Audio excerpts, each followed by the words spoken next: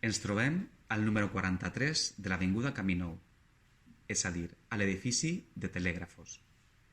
Sabem, per una notícia apareguda al diari Les Províncies el dimecres 14 de maig de 1930, que diu així: el día 10 del corriente fue inaugurada la estación telegráfica del estado de Benetúser, mejora importantísima que ha sido recibida con verdadero beneplácito por las autoridades y vecindario de aquella población.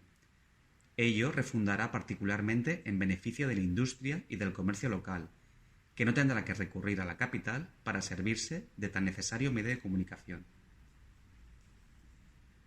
Com en la majoria d'aquestes infraestructures de comunicacions, el personal que va treballar era majoritàriament dones. Les veues dels veïns de Benetúser, per tant, van esdevindre en l'enllaç nacional i internacional amb la indústria de Benetúser.